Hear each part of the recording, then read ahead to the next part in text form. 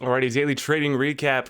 New PC, new setup. A lot of little kinks that we got to get out of the way, but we are getting after it. Here's a little bit of a mess, but it's fine. We'll deal with it. A little bit of a down day right in the P&L after 2 trades, but nothing major whatsoever. Still learning experiences. Still taking some more steps in different experimental test areas that I want to start dipping my toe even further into the water on, which is exciting. So we will break those down right here in a second. Let's go over some quick market internals for housekeeping though first. So we get NASDAQ at $250 billion volume as of 14 minutes after the close here. NYSE, $248 billion volume. NASDAQ, once again, those small cappers jumping over the NYSE for dollar volume on the day today so far before after market is closed here. But OTC is now under $2 billion volume on the day. SPY, a little bit of a Willy Wonka W pattern here. Still tapping all-time highs once again. Call it a red day, but still in that trend green direction. Very insane. It would have stopped me out. It had a nice little 3 candle run here for a green move that would have been my play on the data of object in motion tends to stay in motion, that if it's green it keeps going green, just keep betting on green, keep laying down that number. So it would have got me probably if I was trying to play that futures just based solely on the data. I think another interesting layer on top of that, of this data algorithmic type of play, would be to say, okay, now what's the probability of it happening for a third green day in a row or a fourth green day for a row? Where do those probabilities line up at that point? Because I think that becomes a totally different story. This isn't a 50-50 flip of a coin. Sometimes it can kind of look that way, but I think it certainly becomes, if it's, if we get 10 green days in a row, I think there actually is a higher probability of it going to red, of course, versus, if you're just looking at this as a total 50-50 split, either going short or long, just playing a totally unbiased trend type of play. I think this certainly, you have to look at it more with a weight of emotion than just a straight algorithmic or mathematical principle play like that.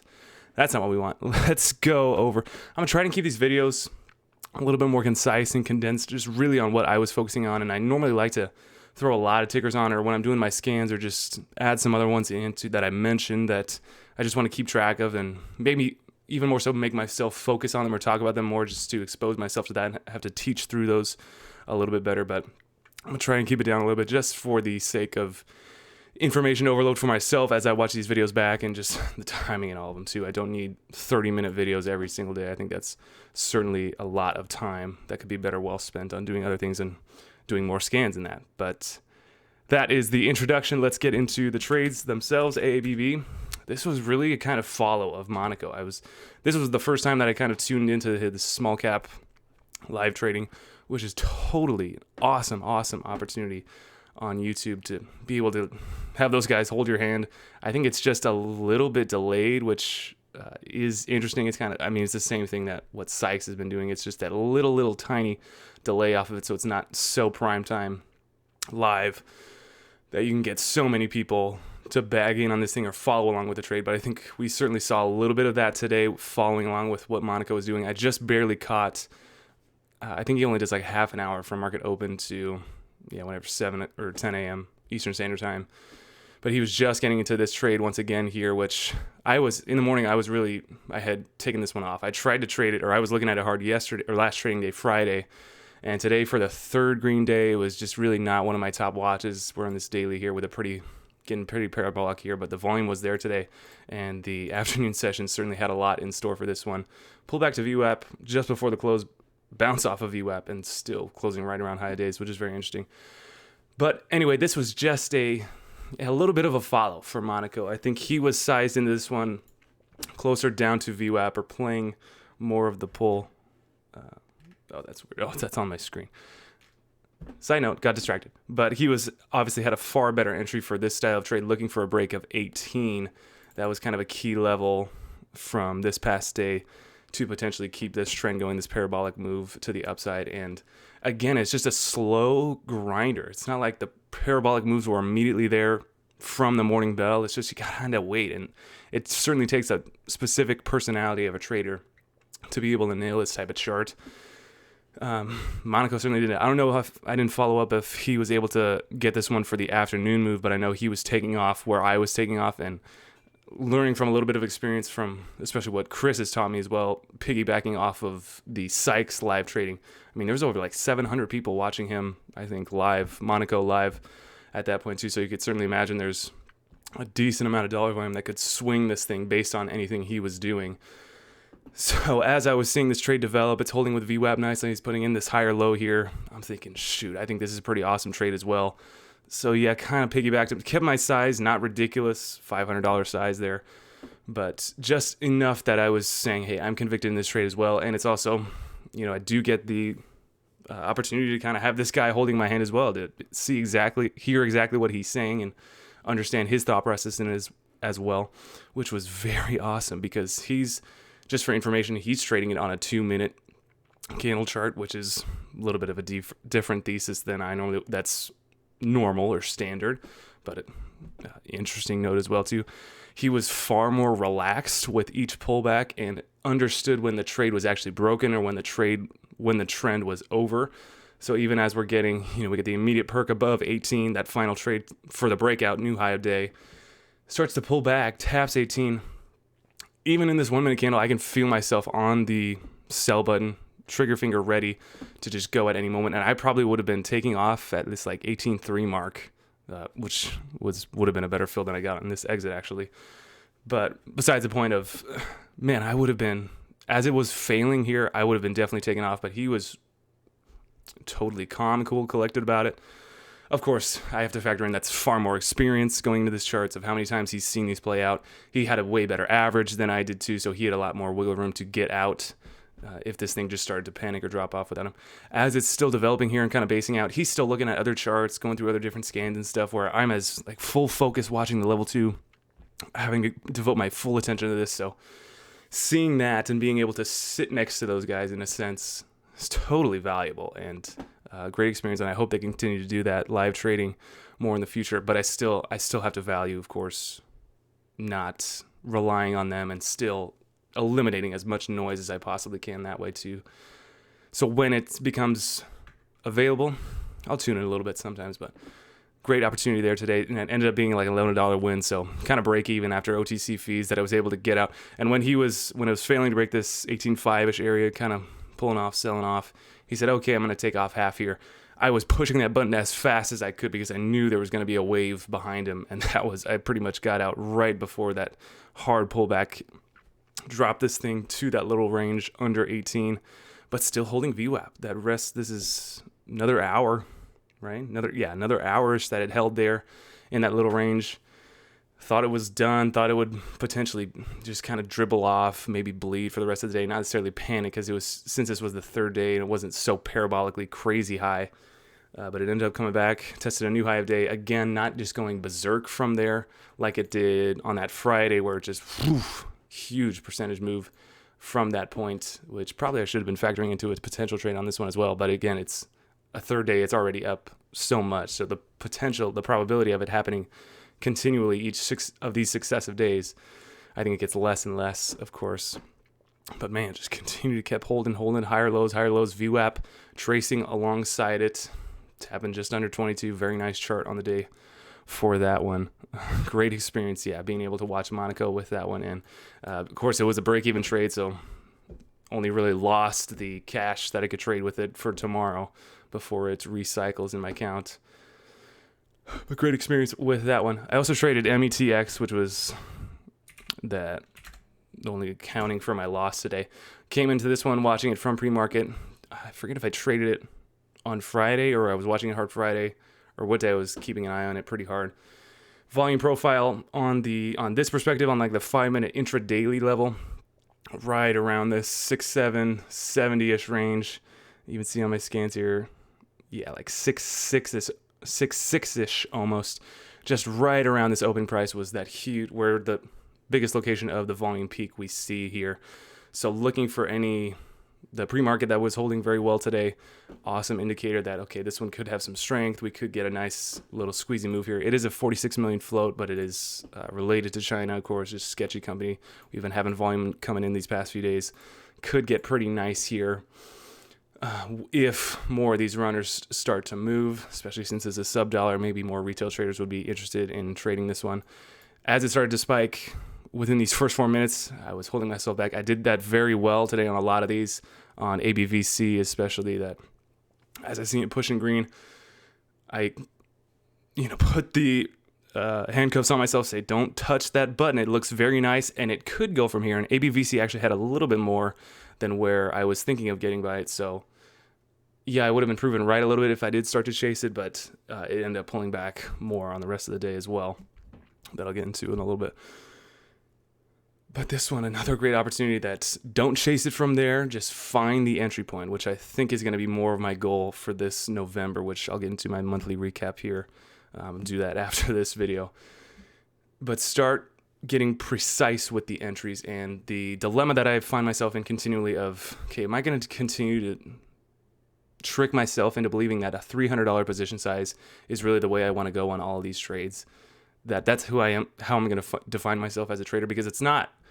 I'm not going full one way or another. I'm not going full Bryce Tui in the sense of, okay, I'm only risking $2 per trade on this one. I can calculate whatever percentage that has to be for whatever position size I take on this specific ticker, or where the trade is, blah, blah, blah, blah, blah, all those points. And then I'm also not going full account size on every single trade either. And it's not even like a happy medium for me in that sense of I'm risking enough position size to get my skin in the game and to feel the loss enough to say, okay, I don't want to do that anymore. But I'm also not so small that it's becomes so algorithmic that it's totally educational, totally unemotional, that I can just look at it as pure data and go from there. I think I'm writing a little bit too wishy-washy in that sense. So, of course, the big part of me wants to say, throw big position size on it, because the more you take the big losses, the quicker you're going to change your status, right? The quicker you're going to revert yourself. Famous last words of like, I don't want to take $2,000 losses back to back, because that's going to end me. But how long does it take me with these kinds of trades of the $300, the $500 position sizes that, okay, I lose $6. Well, I lose $12 here. I lose $15 here. It's not like the most pressing. I'm just saving myself. I certainly don't feel bad for the size that I'm losing on P&L wise, but the weight at which I put on those trades to say, man, I don't want to do that again.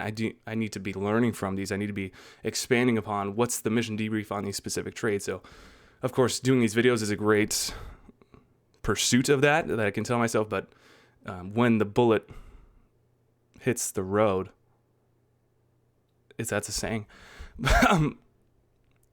When the pedal hits the metal, let's use that saying. It's got to be emotional sense. The change has got to happen. These continual reds trades just can't happen. And here I'm again as a trader. It's like, I'm not trying to be perfect, but something's got to change. That win rate's got to come up, and we're doing well for this month, and especially the start of last month, but I'll go over in the monthly recap again. But we got to start winning. We got to start doing something different than this. So I think I'm excited about we'll go into the next trades here that I took a little mental trade on ARTL.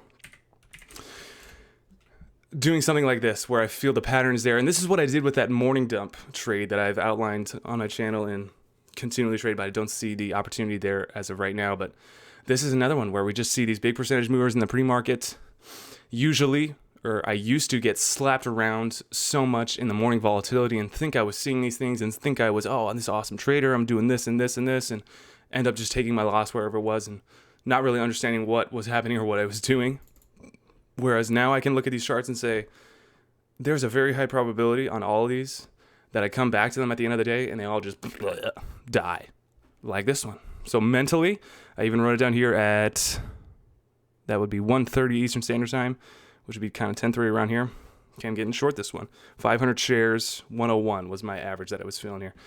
Just as a not looking at a hard execution entry price or precision execution, but just saying, I think the probability is this one dies off. There it is again. I mean, we can reference the one, I was talking about this last week as well in those past few trading days of, I think this pattern has been playing out a lot of times, and I love this type of trading that you don't have to be precise with your entries, which is also kind of correlates to that morning dump, is you don't have to be so keyed in specific on the point of entry. You're just playing the trend, because the trend is going to be in your favor this whole time. And yes, you can kind of nail it or you can kind of predict it, but I feel like I get so lost in the weeds just trying to pick a needle out of a haystack, trying to pick a top, trying to wait for a 105 fill to get short because I know that's going to be a top for the rest of the day, and then play to the downside, as it taps 0.9 into the close here. But totally not the case. These are the types of trades and charts and the patterns that I want to look for as a trader that are just so set it and forget it. You can just set your whatever stop you want to set. If VWAP if it reclaims there and starts to tap 115, that's a very high, kind of unfavorable risk reward setup. But that was the same thing with my morning dumper. Is the only thing that I was playing or charting for that data was the hit rate, not necessarily the individual risk reward, which sometimes is very lopsided. But if that hit rate is there and you're a 90% winner, you can take a lot of risk reward opportunities there and continue to be a profitable trader that way. So this would have been a profitable 10% opportunity on the day, as it's coming from 101 to, if I'm covering at 0.9 in the close, it's an easy trade and set it and forget it. I can go to the gym and literally not look at it again, set a stop, wherever I want. I can potentially baby the trades and babysit them and watch them to think, okay, if we're building a bit of higher lows, if we're tapping close to that 110 area, if we're breaking VWAP, I'd be looking to exit. If this was holding up, this one could have built into a potential third day play. But man, I got to start looking. These are the trades that I love. Just set it and forget it. Look for the trend because the trend's always going to be in your favor. Those are the types of trades and patterns I want to be in. So the same thing with ABVC that I mentioned earlier. This was huge parabolic. Closing yesterday around 250, tapping 26 today. I forget the news on this one, or the catalyst even. Whatever the catalyst was. But huge parabolic pre-market coming into today, pulling back to VWAP. Another little squeezy attempt, but then dumps hard under VWAP, which potentially could have looked at even as a morning dump setup. But just ludicrous reaction. Anyway, regardless, kind of taking this out so it doesn't clog up what happened today. Again, the same thing like I mentioned of very eager and wanting. I could feel myself wanting to push that button as we get the spike. Initially right out of the gate thinking how many times that's happened in 2020 that, this thing could just continue to go. Even if I take it just from 9 to 12, that's a sweet move, right? That's an awesome little scalpy trade. But just saying, okay, pull it back in. We haven't seen that in a long time unless it's, DWAC or PHUN going absolutely crazy, which could have happened for what pre-market did today, but didn't happen luckily, and I'm glad it didn't because now it continues to reinforce that pattern of don't chase it. You especially get the curl here that holds, get the reclaim to VWAP. Another attempt to say, okay, it's breaking to a new high of day. Market hours here, could buy the 10 break. But even then, too, it's just like, that's not my style of trade. That's not what I want to do. I don't want to continue to be that because how many times have these rejected like it did right here, just absolutely slam back down to VWAP. And then you get the continuation break back to the downside of VWAP once again as it tries to just pretend that it's holding underneath and then slaps it. So here again, a little bit earlier as it tries to hold VWAP, but just none of these continue to have a nice, beautiful, full green day from their opening price. That they have their morning volatility, they do whatever, and just they die off and bleed into the close for the intraday. They can do whatever they want the second day. Maybe they come back a little bit for a third day attempt for if they are holding decently well from the spike that they had in pre-market. But at least for intraday on these first day runners, man, I feel like that chart is certainly there and certainly able to be played upon very easily for a trader like me. So those are the charts I wanted to mention. Keep it nice and short. Call it short if you want to, but watch us going in for tomorrow. AABB, we're looking for a panic dip buy, like I mentioned, if it's for how well we close today. If we gap down a little bit, we could see a decent little sell-off, hoping for a hard panic to potentially buy, or if it's going to continue to go, I'll certainly watch that moon rocket ship take off. It'll leave me behind, but educational nonetheless to be a part of watching that again. And then PHUN, this is all preliminary just now, of course, not going any hard scans as of right now, but PHUN still looking for a first green day after the huge parabolic move paired with DWAC. Just, I think Jackaroo actually was trying to play the first green day play today, and just he got stopped out for a little loss. But man, still has not come in yet. We need that strong, look for any amount of strong green day. I think it could come tomorrow, could come maybe a little bit later this week, but we will keep an eye on it if it does come whatsoever. But that is it. I thank you guys so much for watching the new setup. I'm certainly liking it. We're now in full high definition. That's it. I thank you guys for watching. We will catch you guys on the next one.